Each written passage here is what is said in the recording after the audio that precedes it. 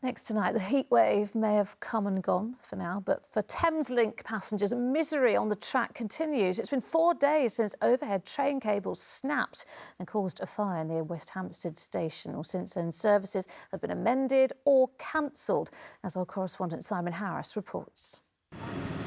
The heatwave didn't last long, but the fallout did.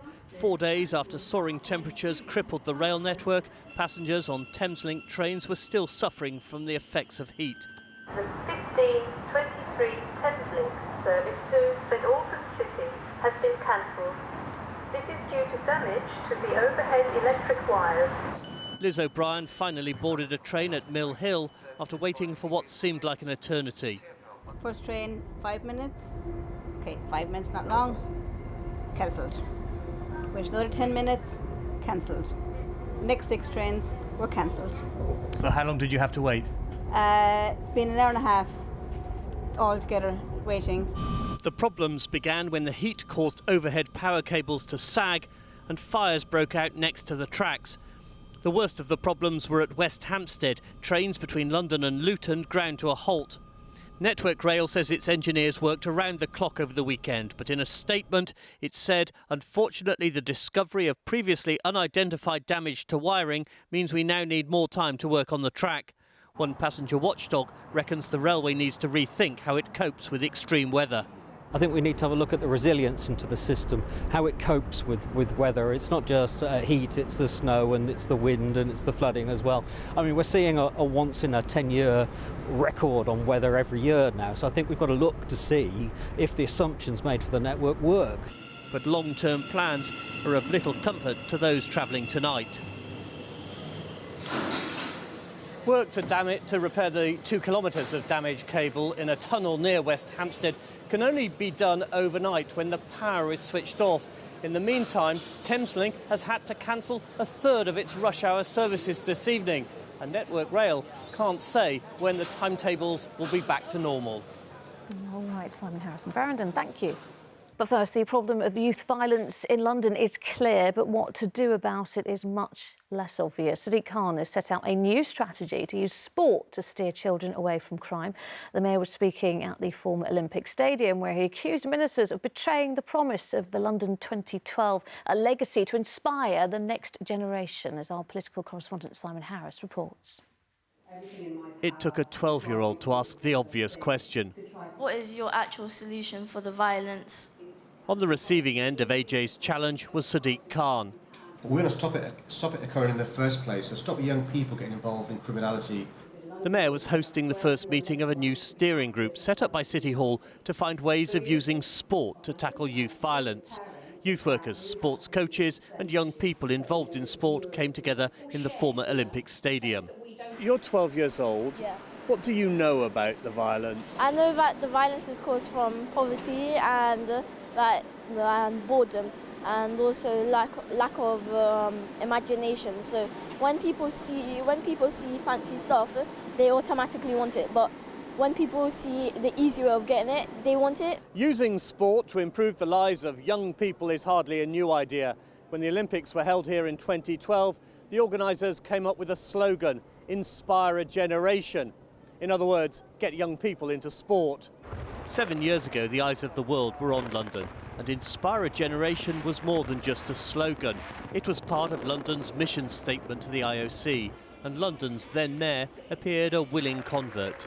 I would like to see, frankly, the kind of regime I used to enjoy, compulsory 2 hours of sport every day. That's fine, made me what I am. So what happened to London's Olympic legacy? The current mayor thinks it was betrayed. Did we miss an opportunity with the Games? Absolutely. We should have followed that up with investment in youth services, in youth clubs, in playing fields, in open spaces. Instead, we've had a hollowing out of many of these sports club and youth services. I think not only have we betrayed the promise of the Olympics, we've let down a generation. We asked the government department responsible for sport to respond to the mayor's remarks, but because of the recent reshuffle, no one was available. Simon Harris, ITV News, Stratford. Now, police in Essex are investigating 6 drug deaths in just over 2 days, believed to be linked to a single batch of Class A drugs. 3 men and 3 women have died, all in South Essex. Well, Simon Harris is in Southend for us now. Simon, what more do we know about this? Duncan, this is an unfolding tragedy, the scale of which is only now becoming clear. 6 people so far have died, 3 men, 3 women in their 20s, 30s and 40s. All of them were found at their own homes. Now, this appears to be confined to a relatively small geographical area. 4 of the victims died in and around Southend-on-Sea, the other 2 on nearby Canvey Island. The police suspicion at this stage is that they all died after taking illegal Class A drugs, but the police won't speculate beyond that until the results of toxicology tests are known. But the police clearly suspect, or there appears to be a suspicion, that these drugs were possibly from a contaminated batch. Maybe they were too strong.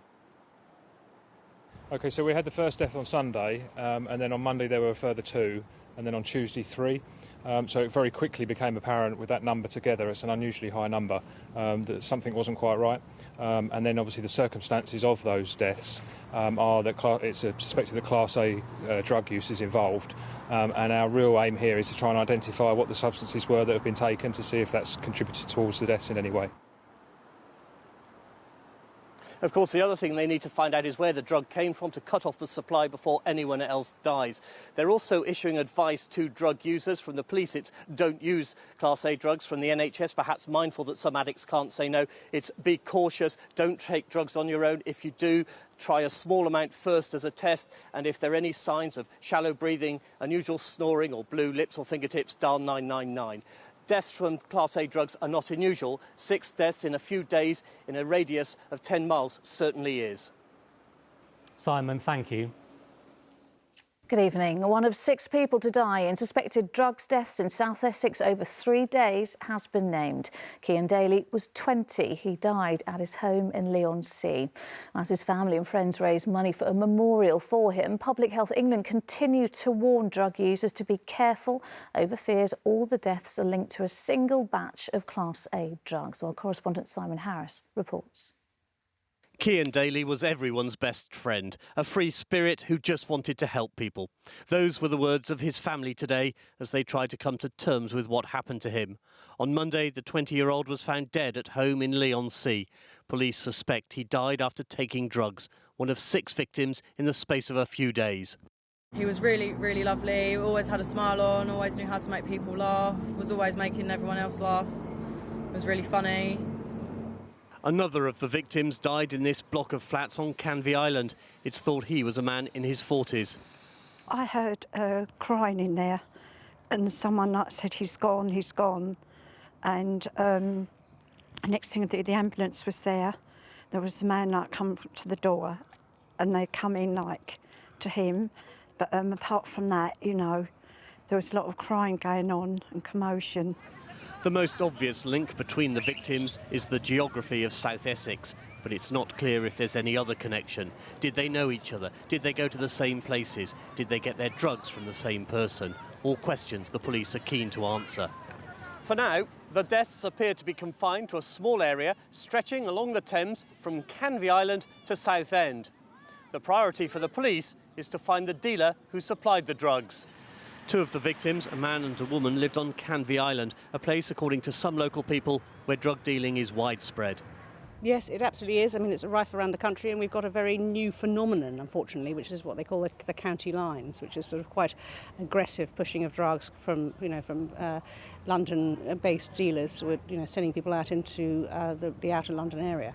I went from smoking heroin to injecting it. Paul Hannaford used to be a heroin addict. Today he goes into classrooms in Essex to warn children about the perils of drug taking.